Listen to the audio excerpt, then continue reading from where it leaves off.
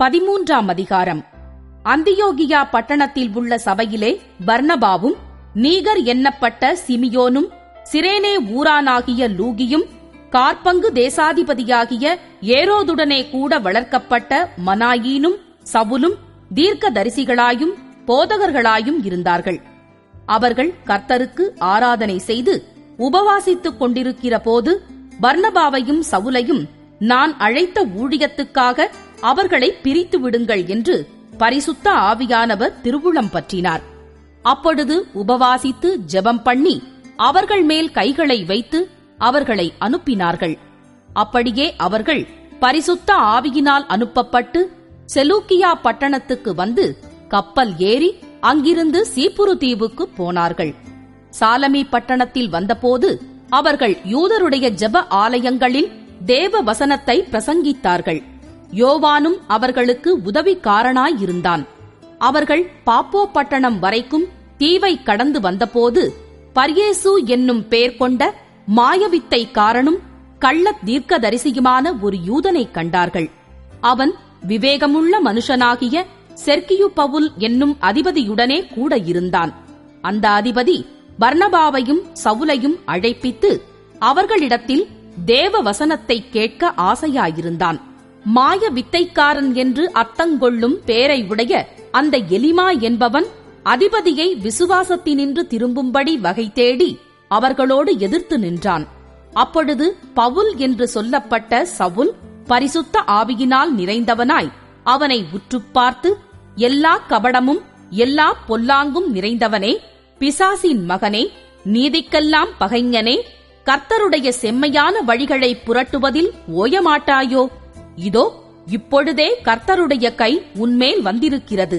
சில காலம் சூரியனை காணாமல் நீ குருடனாயிருப்பாய் என்றான். உடனே மந்தாரமும் இருளும் அவன் மேல் விழுந்தது. அவன் தடுமாறி கைலாகு கொடுக்கிறவர்களை தேடினான். அப்பொழுது அதிபதி சம்பவித்ததைக் கண்டு கர்த்தருடைய உபதேசத்தை குறித்து அதிசயப்பட்டு விசுவாசித்தான். பின்பு பவுலும் அவனைச் சேர்ந்தவர்களும் பாப்போ பட்டணத்தை விட்டு கப்பல் ஏறி பம்பிலியாவிலிருக்கும் பெர்கே பட்டணத்துக்கு வந்தார்கள். யோவான் அவர்களை விட்டு பிரிந்து எருசலேமுக்கு திரும்பிப் போனான். அவர்கள் பெர்கே பட்டணத்தை விட்டு புறப்பட்டு பிசிதியா நாட்டிலுள்ள அந்தியோகியாவுக்கு வந்து ஓய்வு நாளிலே ஜெப ஆலயத்தில் பிரவேசித்து உட்கார்ந்தார்கள். நியாய பிரமாணமும் தீர்க்க தரிசன ஆகமமும் வாசித்து முடிந்த பின்பு, சகோதரரே, நீங்கள் ஜனங்களுக்கு புத்தி சொல்ல விரும்பினால் சொல்லுங்கள் என்று சொல்லும்படி ஜெப ஆலயத் தலைவர்கள் அவர்களிடத்தில் ஆள் அனுப்பினார்கள்.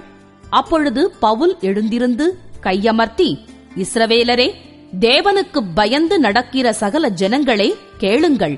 இஸ்ரவேலராகிய இந்த ஜனத்தினுடைய தேவன் நம்முடைய பிதாக்களை தெரிந்து கொண்டு எகிப்து தேசத்தில் அவர்கள் பரதேசிகளாய் சஞ்சரித்த போது ஜனங்களை உயர்த்தி தமது புய பலத்தினாலே அதிலிருந்து அவர்களை புறப்பட பண்ணி 40 வருஷ காலமாய் வனாந்தரத்தில் அவர்களை ஆதரித்து கானான் தேசத்தில் 7 ஜாதிகளை அழித்து அவர்களுடைய தேசத்தை இவர்களுக்கு சுதந்திரமாக பங்கிட்டுக் கொடுத்து, பின்பு ஏறக்குறைய 450 வருஷ காலமாய் சாமுவேல் தீர்க்கதரிசி வரைக்கும் அவர்களுக்கு நியாயாதிபதிகளை ஏற்படுத்தி வந்தார். அது முதல் தங்களுக்கு ஒரு ராஜா வேண்டுமென்று கேட்டுக்கொண்டார்கள். அப்படியே தேவன் பென்யமீன் கோத்திரத்தானாகிய கீசுடைய குமாரனான சவுலை 40 வருஷ காலமாய் அவர்களுக்கு கொடுத்தார். பின்பு அவர் அவனை தள்ளி தாவீதை அவர்களுக்கு ராஜாவாக ஏற்படுத்தி, ஈசாயின் குமாரனாகிய தாவீதை என் இருதயத்துக்கு ஏற்றவனாக கண்டேன், எனக்கு சித்தமானவைகளையெல்லாம் அவன் செய்வான் என்று அவனை குறித்து சாட்சியும் கொடுத்தார். அவனுடைய சந்ததியிலே தேவன் தமது வாக்கு தத்தத்தின்படியே இஸ்ரவேலுக்கு இரட்சகராக இயேசுவை எழும்பப் பண்ணினார். இவர் வெளிப்படுவதற்கு முன்னே மனம் திரும்புதலுக்கேற்ற ஞான ஸ்நானத்தை குறித்து யோவான் இஸ்ரவேலர் யாவருக்கும் பிரசங்கித்தான். யோவான் தன் பணிவிடை ஓட்டத்தை நிறைவேற்றுகிற போது, நீங்கள் என்னை யார் என்று நினைக்கிறீர்கள்? நான் அவர் அல்ல. இதோ எனக்குப் பின் ஒருவர் வருகிறார், அவருடைய பாதரட்சையை அவிழ்க்கிறதற்கும் நான் பாத்திரன் அல்ல என்றான். சகோதரரே, ஆபிரகாமின் சந்ததியில் பிறந்தவர்களே, தேவனுக்கு பயந்து நடக்கிறவர்களே, இந்த ரட்சிப்பின் வசனம் உங்களுக்கு அனுப்பப்பட்டிருக்கிறது. எருசலேமில் குடியிருக்கிறவர்களும் அவர்கள் அதிகாரிகளும் அவரை அறியாமலும் ஓய்வு நாள்தோறும் வாசிக்கப்படுகிற தீர்க்க தரிசிகளின் வாக்கியங்களை அறியாமலும் அவரை ஆக்கினைக்குள்ளாக தீர்த்ததினால் அந்த வாக்கியங்களை நிறைவேற்றினார்கள். மரணத்திற்கு ஏதுவானதொன்றும் அவரிடத்தில் காணாதிருந்தும் அவரை கொலை செய்யும்படிக்கு பிலாத்துவை வேண்டிக் கொண்டார்கள். அவரை குறித்து எழுதியிருக்கிறவைகள் யாவையும் அவர்கள் நிறைவேற்றின பின்பு அவரை மரத்திலிருந்து இறக்கி கல்லறையிலே வைத்தார்கள். தேவனோ அவரை மரித்தோரிலிருந்து எழுப்பினார். தம்முடனே கூட கலிலியாவிலிருந்து எருசலேமுக்கு போனவர்களுக்கு அவர் அநேக நாள் தரிசனமானார். அவர்களே ஜனங்களுக்கு முன்பாக அவருக்கு சாட்சிகளாயிருக்கிறார்கள். நீர் என்னுடைய குமாரன், இன்று நான் உம்மை ஜெனிப்பித்தேன் என்று 2ஆம் சங்கீதத்தில் எழுதியிருக்கிறபடியே இயேசுவை எழுப்பினதினாலே தேவன் நம்முடைய பிதாக்களுக்கு அருளிச் செய்த வாக்கு தத்தத்தை அவர்களுடைய பிள்ளைகளாகிய நமக்கு நிறைவேற்றினார் என்று நாங்களும் உங்களுக்குச் சுவிசேஷமாய் அறிவிக்கிறோம். இனி அவர் அழிவுக்குட்படாதபடிக்கு அவரை மரித்தோரிலிருந்து எழுப்பினார் என்பதை குறித்து தாவீதுக்கு அருளின நிச்சயமான கிருபைகளை உங்களுக்கு கட்டளையிடுவேன் என்று திருவுளம் பற்றினார். அன்றியும் உம்முடைய பரிசுத்தர் அழிவை காண ஒட்டீர் என்று வேறொரு சங்கீதத்தில் சொல்லியிருக்கிறது. தாவீது தன் காலத்திலே தேவனுடைய சித்தத்தின்படி அவருக்கு ஊழியஞ்செய்த பின்பு நித்திரையடைந்து தன் பிதாக்களிடத்திலே சேர்க்கப்பட்டு அழிவை கண்டான். தேவனால் எழுப்பப்பட்டவரோ அழிவை காணவில்லை. ஆதலால் சகோதரரே, இவர் மூலமாய் உங்களுக்கு பாவமன்னிப்பு உண்டாகும் என்று அறிவிக்கப்படுகிறதென்றும் மோசேயின் நியாயப் பிரமாணத்தினாலே நீங்கள் எவைகளினின்று விடுதலையாகி நீதிமான்களாக்கப்படக் கூடாதிருந்ததோ விசுவாசிக்கிறவன் எவனும் அவைகளினின்று இவராலே விடுதலையாகி நீதிமானாக்கப்படுகிறான் என்றும் உங்களுக்கு தெரிந்திருக்க கடவது.